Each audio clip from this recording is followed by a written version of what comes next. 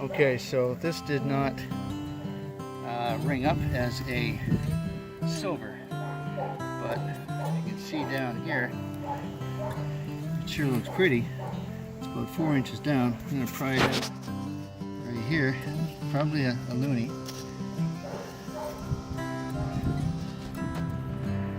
Yeah, that's what it is. My third loonie here in this property. Just working at another old church site near the famous Anna Green Gables one. There's a dog barking. Sure hope he's not heading this way. Yeah, so 3 loonies, a bunch of modern pennies, so nothing really dramatic here yet today, but it's an old property, so might be something. Well, I'm out for probably is one of the last hunts of the season. It's cool and overcast this morning.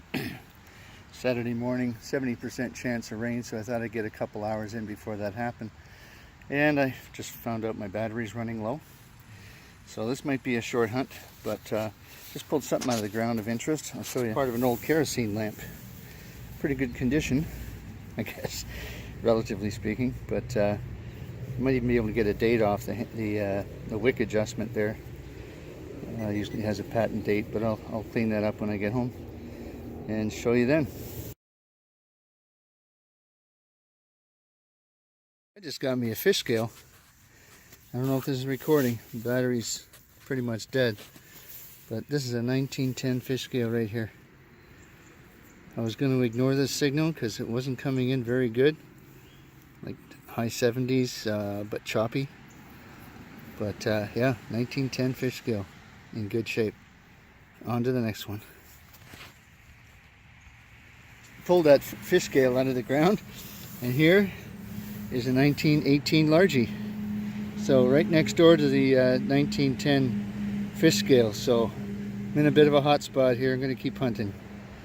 1918.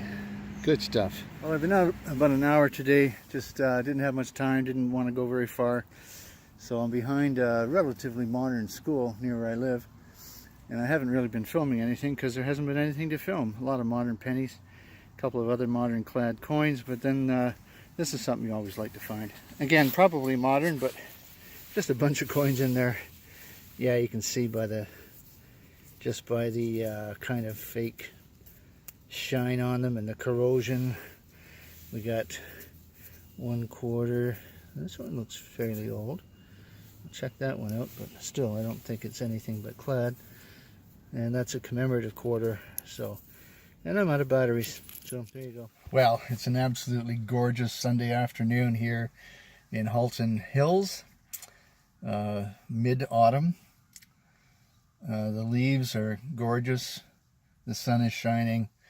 I got about 4 hours and I'm back to the old church property. Give it one last go. Last time I was here I did come up with 2 largies. So I'm hoping it's not quite hunted out yet. I don't have any other permissions available right now, so I'll get out there and have some fun. And you know what? Even if I don't find anything, I'm going to have fun. I'm going to enjoy this. And that's really the right approach when you're doing something like this. It's an end in itself, not a means to an end, if you understand what I mean by that. But anyway, can't wait to get out there and see you on the first find. Well, I thought I was just pulling up another penny here, but I got some history. I had to really look at this close. But it says good for one in merchandise. And it says W.J. Barnhill, Norval. There's no date on it, no year, but there's been no W.J. Barnhill store around here ever that I can remember. So I'm gonna do some research on this for sure. It's about the size of a penny. That's got to be old. That's got to be early 1900s anyway. What a find. I love finding unique things like this. More than old pennies even. Now I can go home and do some real research on it and see what it really is. Very cool. Right next to that token that I just dug up, I found a Wheatie. The oldest Wheatie I've ever found. It's 1910. 1910 Wheatie. And it seems to me it's in a hole that I dug before. It just that it's got that look of a plug that's been replaced, because the soil was loose in a circle around it. But how I missed that before, I don't know. That's a beauty. 1910 Wheatie. I'll clean that up and add it to my collection, that's for sure. Catch you on the next one. Interesting find. Tell me my heart didn't skip a beat when I saw that gold, but it's just a gilting, a gold wash on the outside of this, what I thought might be a button, but then I read the lettering on it, the wording. It says Meccano, M-E-C-C-A-N-O, made in England. So could this be part of like a Meccano toy set? Or is the word Meccano used for something else? I don't know. It looks like it could be like a toy wheel or something, or a gear. Yeah, it's got actually an indentation around the outside, so could very well be a pulley wheel or something of that nature. But yeah, interesting find. On to the next one. It has been a solid 83, 84. Pulled the plug. It's still in the hole. No idea what it is, but it's so consistent and so high on the Garrett ET Pro that it's got to be something good. So, okay, it's right at the bottom of the hole there. Let's have a look together.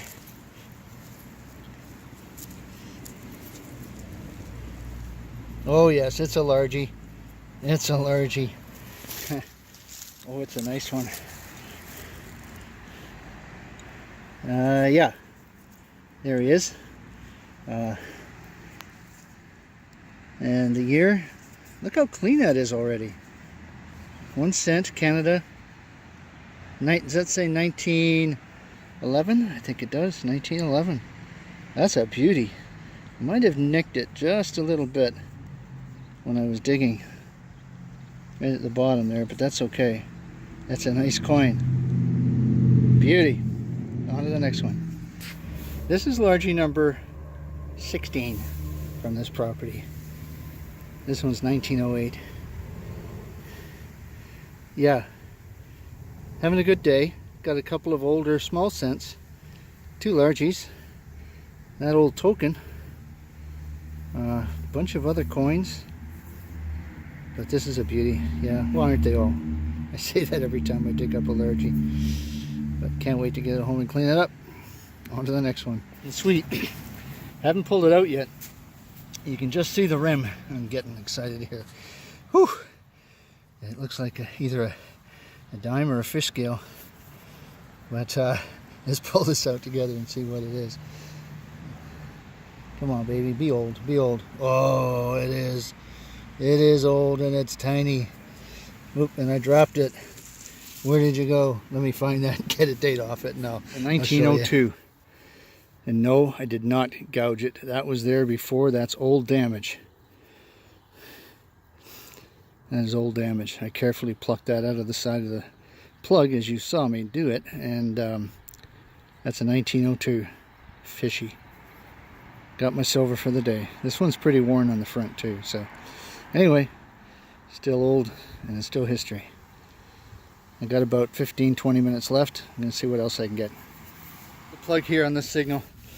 And haven't pulled it out of the plug yet, this target, but I see some more silvery roundness and it's bigger than a dime.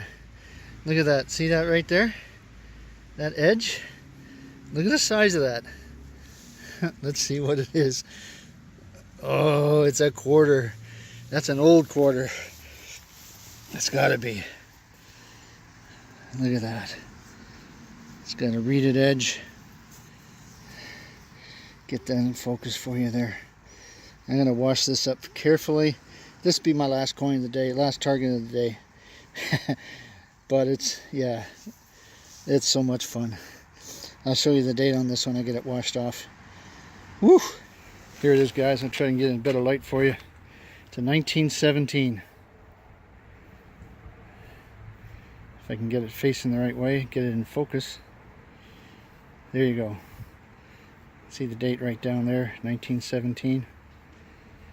It's in pretty good condition. I've dug up worse, that's for sure. There's King George in the front. Whew, big old silver. Love it. Well, that's it for the day.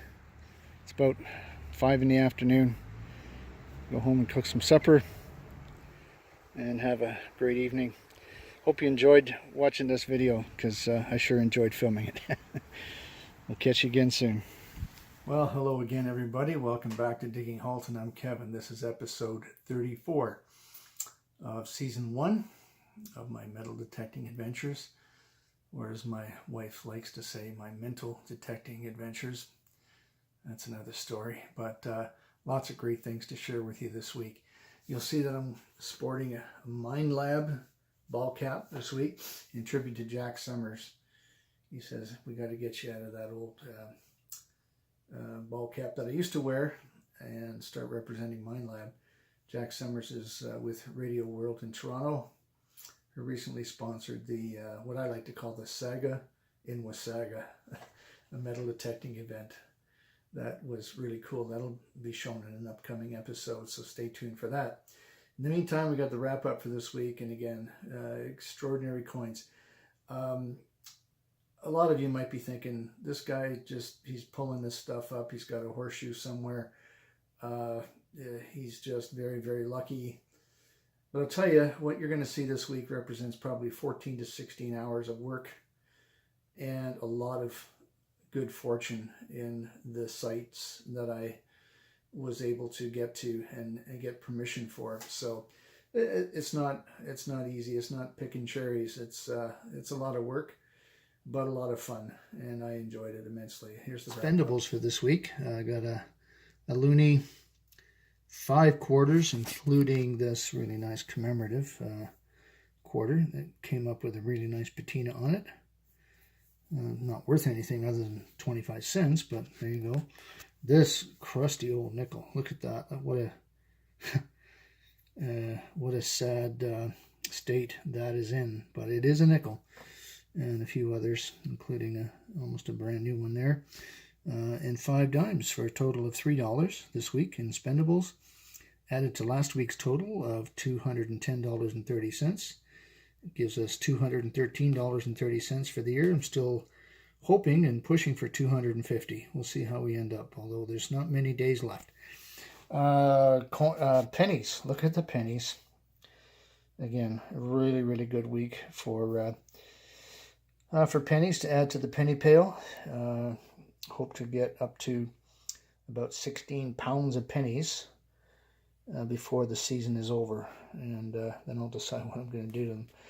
Anyway, here's the few relics that I found for this week. This old lantern part looks like almost like a spacecraft, like a vintage, spacecraft or something like that. But that is actually an old lantern part, and you saw in the photograph, in the footage there, the wick adjustment handle that says Banner on it, Banner, Ontario. If anybody can tell me more about that and the manufacturer and what it's all about, I'd appreciate it. I got a couple of buttons here. This one I thought might have said something on it, but it doesn't. It's just a 2-piece shirt button or jeans button or something. No, not 2-piece, but a two-hole button. This one, I thought it would have a design on the front, but it doesn't.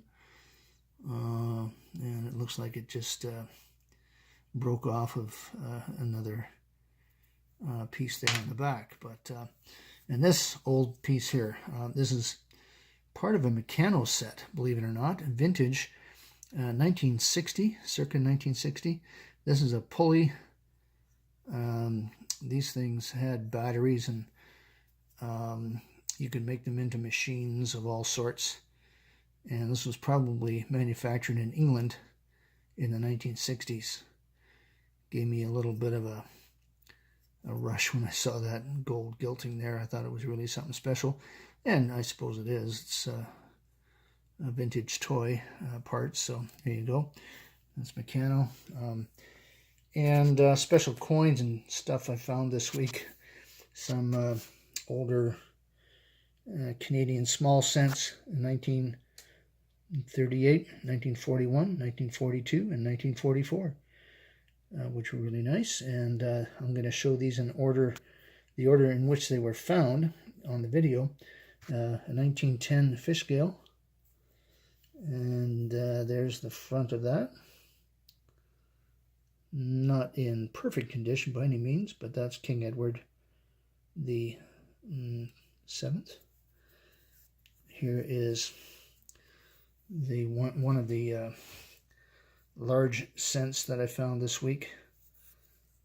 I cleaned that off, obviously. Shows some good detail. That's a 1918 large cent.